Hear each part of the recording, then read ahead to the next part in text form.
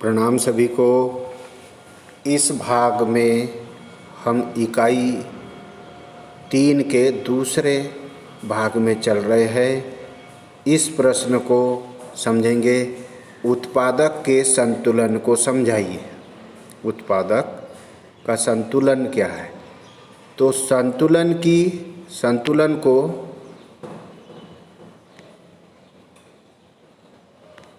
संतुलन का लिखेंगे, वो को छप गया था। संतुलन का बिंदु अधिकतम लाभ का बिंदु होता है। संतुलन का बिंदु कौन सा बिंदु होता है? अधिकतम लाभ का। जहाँ पर विक्रेता को अधिकतम लाभ हो रहा है वहाँ पर विक्रेता संतुलन की स्थिति में आएगा। क्यों? क्योंकि उत्पादन किसके लिए होता है? अधिकतम लाभ प्राप्त करने के लिए। उत्पादन कर रही प्रत्येक फर्म का उद्देश्य होता है अधिकतम लाभ कमाना। जिस बिंदु पर फर्म अधिकतम लाभ कमाएगी वह बिंदु उसके संतुलन का बिंदु होगा। दूसरे शब्दों में, एक उत्पादक दिए हुए साधनों में उस समय संतुलन की स्थिति में होगी जब उसे अधिकतम लाभ प्राप्त होते हैं, क्योंकि लाभ कुल आगम तथा कुल लागत का अंतर होते हैं। लाभ क्या है? कुल आगम तथा कुल लागत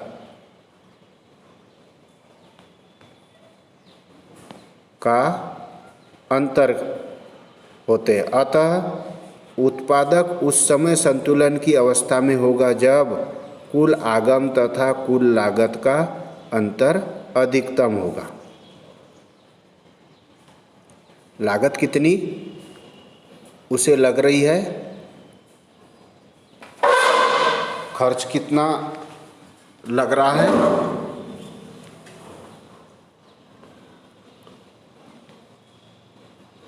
पैसा कितना उसका लगा है, और कच्चा माल आयात करने में, कच्चा माल लाने में उसे कुल आगम कितना लगा हुआ है।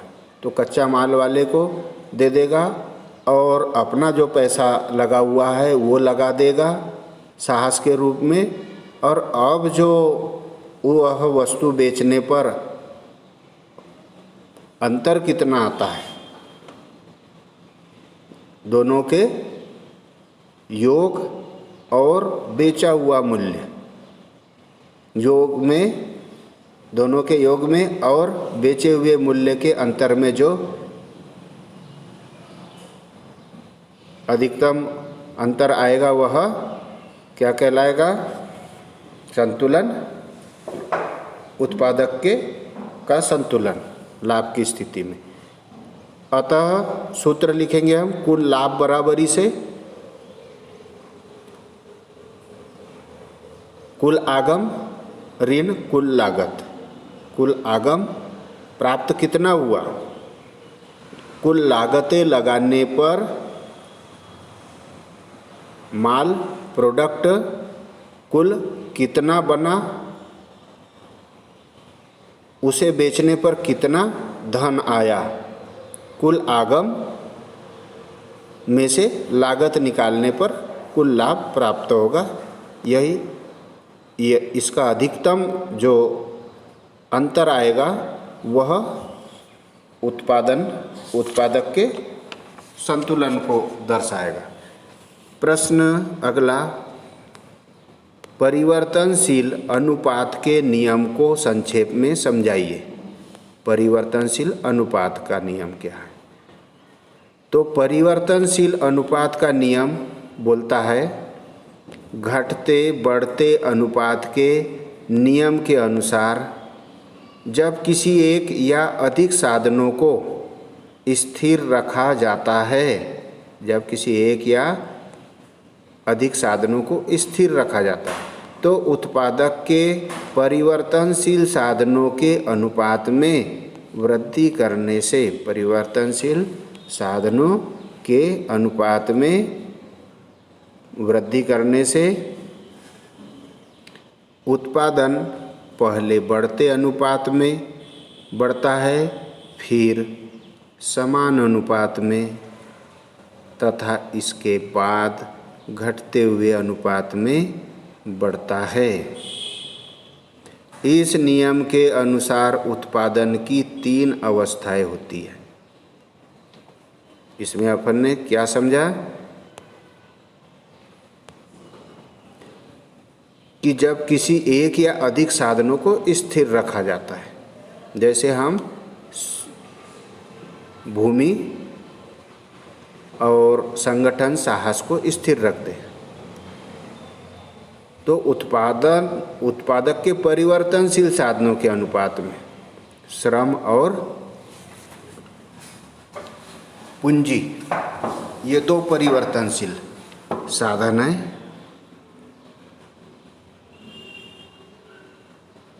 इसमें जो वृद्धि करने से उत्पादन पहले क्या होता है, श्रमिक जैसे जैसे काम करता है वैसे वैसे थकते चला जाता है। पूंजी भी पहले हमारे पास बहुत अधिक मात्रा में होती तो हम लगाते चले जाते हैं, तो इससे उत्पादन बढ़ता है, फिर समान अनुपात में आता है और फिर इसके बाद घटते हुए अनुपात में बढ़ते जाता है। इस नियम के अनुसार उत्पादन की 3 अवस्थाएं कौन सी आती है। पहली अवस्था, सीमांत उत्पादन अधिकतम होने के बाद घटना आरंभ हो जाता है और औसत उत्पादन अधिकतम हो जाता है तथा कुल उत्पादन बढ़ता है। सीमांत उत्पादन अधिक होने के बाद घटना आरंभ हो जाता है, औसत उत्पादन अधिक हो जाता है और कुल उत्पादन बढ़ता है। दूसरी अवस्था आती है, औसत उत्पादन घटने लगता है और कुल उत्पादन घटती दर से बढ़ता है तथा अधिकतम बिंदु पर पहुंचता है, तब सीमांत उत्पादन शून्य हो जाता है। तीसरी अवस्था आती है, औसत उत्पादन घटना जारी रखता है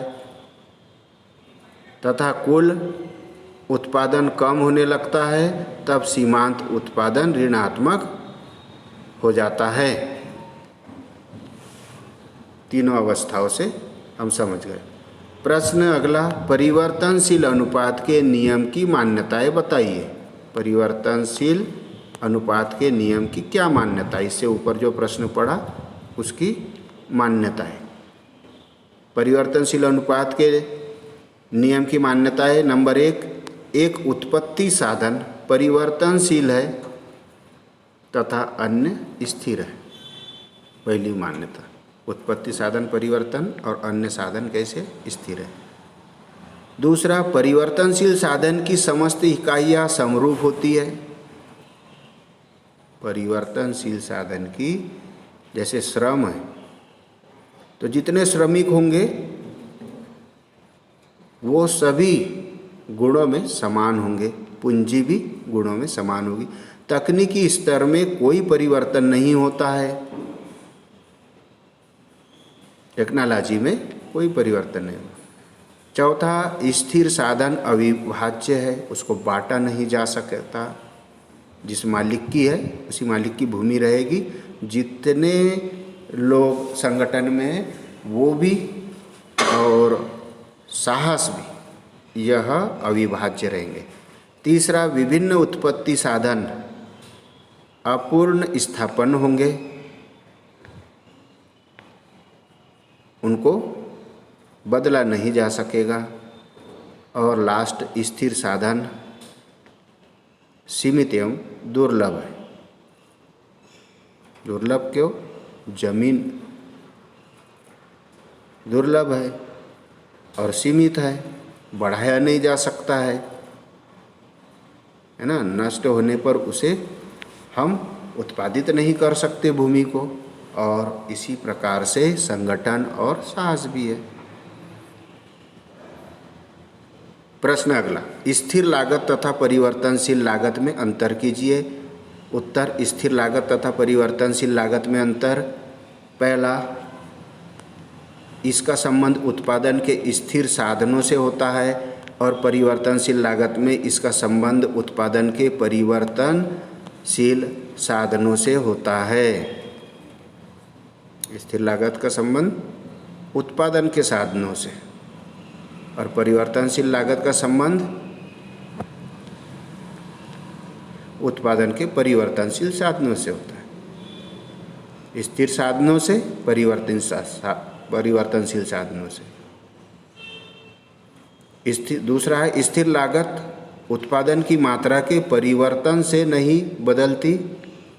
स्थिर लागत उत्पादन की मात्रा के परिवर्तन से नहीं बदलती, अर्थात उत्पादन आकार घटने या बढ़ने पर भी, उत्पादन का आकार घटे या बढ़े, फिर भी कुल स्थिर लागत में कोई बदलाव नहीं आता। परिवर्तनशील लागत में उत्पादन की मात्रा के परिवर्तन से बदलती है, अर्थात उत्पादन आकार बढ़ने पर कुल परिवर्तनशील लागत बढ़ती है तथा उत्पादन आकार घटने पर यह घटती है। तीसरा, उत्पादन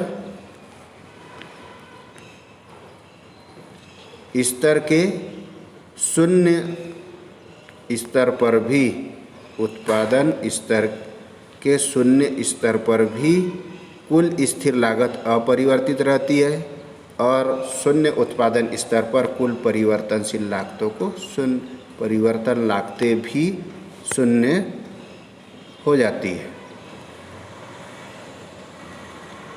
तो अंतर समझा हमने, 3 अंक में आएगा। अगला प्रश्न, औसत उत्पादन तथा सीमांत उत्पादन के संबंध को बताइए। औसत उत्पादन और सीमांत उत्पादन में क्या संबंध है?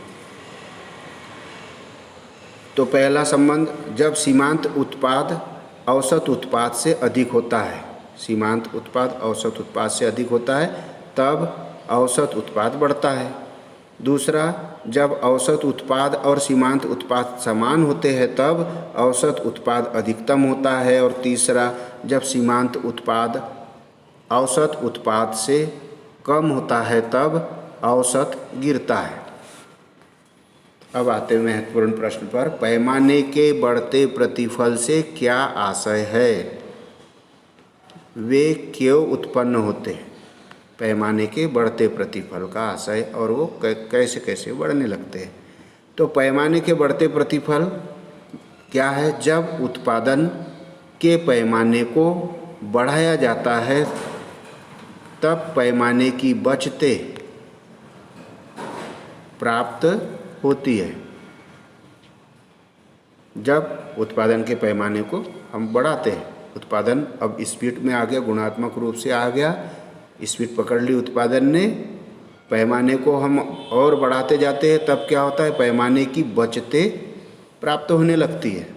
जितने स्पीड में उत्पादन होगा, पहले शुरू में क्या होगा कि 100 प्रोडक्ट निकलेंगे और अब समझ में आ गया, दूसरे दिन 150, दूसरे दिन तीसरे दिन 200, 250, 300, 400, 500 प्रोडक्ट मिलने लगेंगे, है ना। तो हमने निर्धारित किया था कि 200 प्रोडक्ट अगर हमें प्राप्त होते हैं तो हमें यहाँ से लाभ प्राप्त होना शुरू हो जाएगा।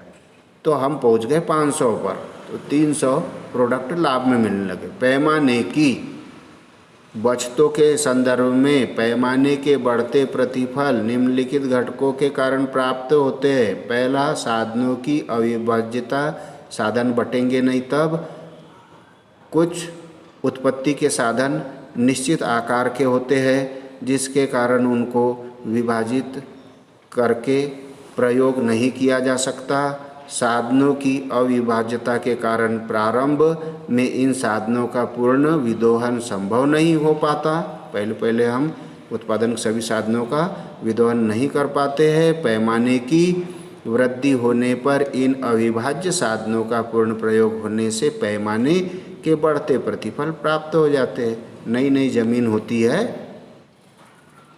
तो उतना उत्पादन नहीं मिल पाता है, क्योंकि भूमि भी उतनी जीवांश वाली नहीं और हम भी उतने गुणवान नहीं। जैसे जैसे हमें अनुभव प्राप्त होते जाता है, प्रोडक्शन मिलते चला जाता है, हमें वहाँ से अधिक उत्पादन प्राप्त होगा। दूसरा, श्रम विभाजन।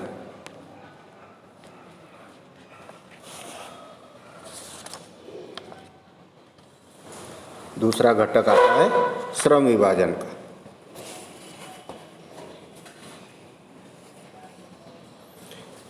प्रोफेसर चेम्बरलिन श्रम विभाजन को बढ़ते प्रतिफल का मुख्य कारण मानते हैं। श्रम विभाजन को बढ़ते प्रतिफल का मुख्य कारण मानते हैं। श्रम विभाजन से कार्य क्षमता में वृद्धि होती है, जिसके कारण पैमाने के बढ़ते प्रतिफल प्राप्त होते हैं। एक काम है और उसमें 10 लोग हैं, जैसे विद्यालय ही है, हमें शिक्षा प्रदान करना मुख्य उद्देश्य है। तो यहाँ पर योग्यता के आधार पर काम बांट दिए जाते हैं। काम बांटने से उत्पादन में वृद्धि होती है, क्योंकि जितने भी श्रमिक होंगे उनकी कार्य क्षमता में वृद्धि होते चले जाएगी और बढ़ते प्रतिफल प्राप्त होते चलेंगे। तीसरा, विशिष्टीकरण। श्रम विभाजन विशिष्टीकरण को जन्म देता है, जिससे अधिक क्षमता वाले विशिष्ट साधन प्रयोग में लाए जा सकते हैं। फलतः उत्पादन में वृद्धि होती है और पैमाने के बढ़ते प्रतिफल मिलते हैं। जैसे जैसा श्रम होते जाएगा वैसे वैसे गुणवत्ता श्रमिक की बढ़ते चली जाएगी, जिससे अधिक क्षमता वाले विशिष्ट साधन प्रयोग में लाए जा सकते हैं। मशीनें बदलते रहेंगे, अधिक क्षमता देने वाले, फलतः उत्पादन में वृद्धि होते चल जाएगी, इससे भी बढ़ते प्रतिफल प्राप्त होंगे। अगला प्रश्न, औसत लागत वक्र यू आकार के क्यों होते हैं?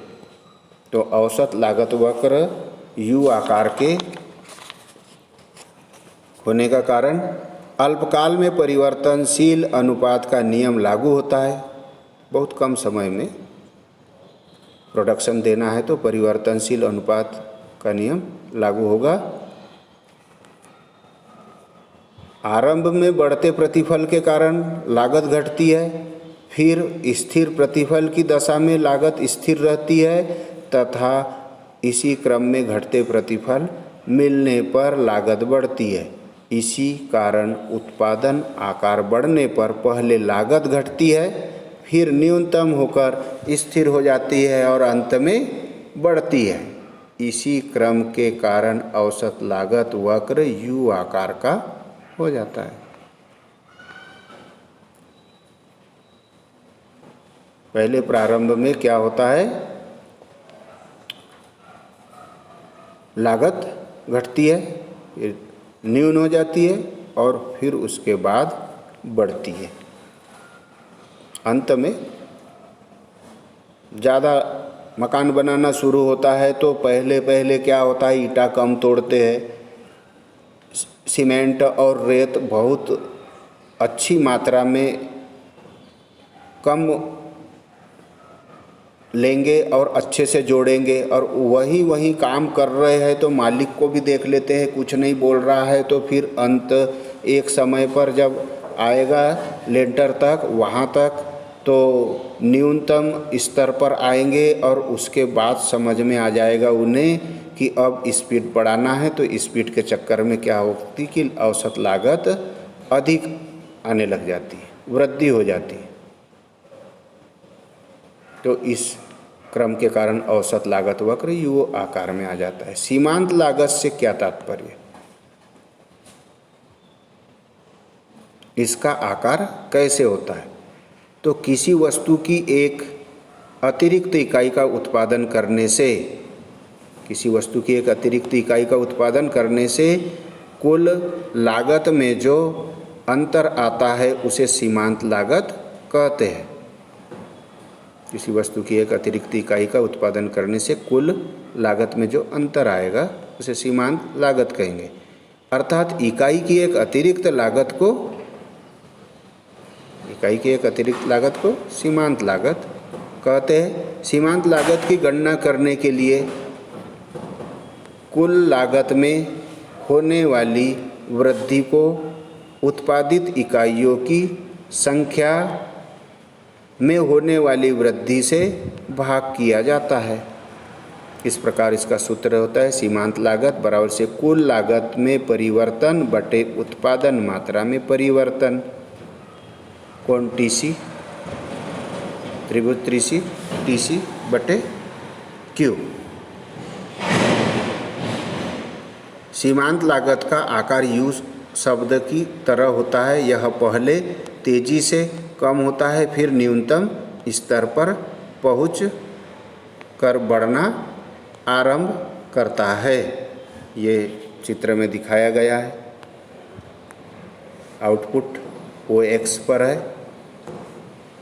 और कास्ट ओ वाई पर है। एमसी वक्र यहाँ पर सीमांत लागत बता रही है ना। ये पहले वो प्रोडक्शन शुरू हुआ यहाँ से, यहाँ पर आया, यहाँ सामान्य की स्थिति में आया और यहाँ से लागत कैसी हो गई, बढ़ने लग गई।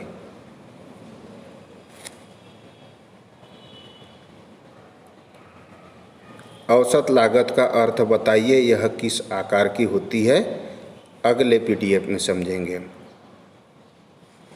धन्यवाद।